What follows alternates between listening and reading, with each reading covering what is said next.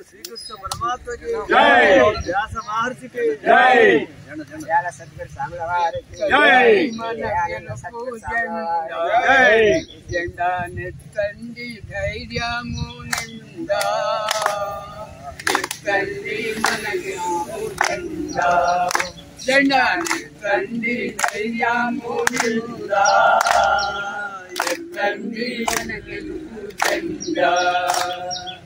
ఆకార ఊకార మాకార ములుగైవి, ఆకార ఊకార మాకార ములుగైవి, ఆకార ఊకార మాకార ములుగైవి, ఆకార ఊకార మాకార ములుగైవి. మూడు రంగుల జెండా ముఖ్యముగా వేరు ఎత్తండి జెండా, జెండా ఎత్తండి ధైర్యము నిండా ఎత్తండి మన ఎలుగు జెండా. శివుడే దేవుడు దేవుడే గురువాని, శివుడే దేవుడు దేవుడే గురువాని, శివుడే దేవుడు దేవుడే గురువాని, శివుడే దేవుడు దేవుడే గురువాని. ఎత్తండి మన ఎరుపు జెండా, జెండా ఎత్తండి ధైర్యము నిండా ఎత్తండి మన ఎరుపు జెండా, ఎత్తండి ధైర్యము నిండా ఎత్తండి మన ఎరుపు జెండా, జెండా ఎత్తండి మన ధైర్యము నిండా ఎత్తండి మన ఎరుపు జెండా. జై. ఈ వృత్తిని ముందుకు నడపడం మరి మనమేంటి అంటే జీవ జగత్తులు ఆయన యొక్క ప్రతిరూపాలే. మనకు ఏ ఉనికి అనేది లేదు.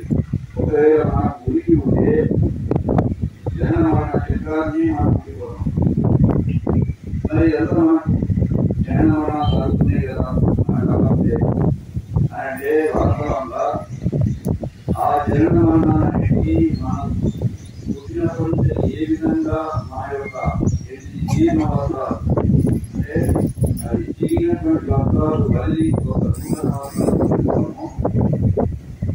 భగవంతుడు కూడా జీవన శరీరాలను మళ్ళీ నూతన శరీరాలను మరి అదే సుఖ దుఃఖాలు ఈ ఆరాటాలు పోరాటాలు మనం అంటే కేవలం ఆ స్థితి నుంచి విడిపడి మనం ఆపాదించుకుంటున్నాం. ఇది నాయి, ఏం చేస్తున్నా, నేను అనుభవిస్తున్నా అనే భావంతో మనం ఆపాదించుకొని మన పైన వేసుకొని సుఖ దుఃఖాలకు రాగద్వేషాలకు అద్వైతాలకు ఈ విధంగా చేసి మూడు అవస్థలకు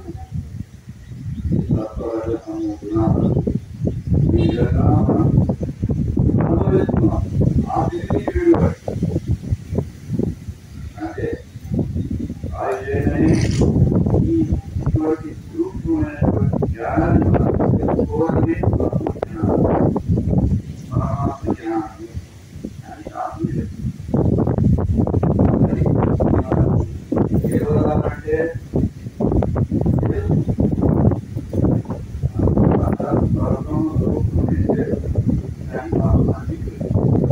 ఏ విధంగా అంటే మనం ఇతరులకు తెలియకపోయినాము ఈ జాగ్రత్తలో కూడా ఆ విధంగా మన జ్ఞానాన్ని ఆ మర్చిపోయినటువంటి జ్ఞానాన్ని మళ్ళీ జ్ఞప్తికి తెచ్చుకోవడమే ఇవన్నీ మనం చేసే సాధన విధానం. భౌతికమైన రూపాన్నిస్తారు, జన్మనిస్తారు. జన్మ లేకుండా చేసేవాడు గురువు. గురు స్థానం అన్నింటికంటే గొప్పది. అందుకనే కబీర్ దాస్ ఏమంటాడంటే, గురువు గోవిందుడు నాకు ఒకేసారి కనిపిస్తే నువ్వు ఎవరికి ముందు నమస్కారం చేస్తావు అంటే నేను చేస్తున్నానన్నాడు. గోవిందుడు సాక్షాత్తు భగవంతుడు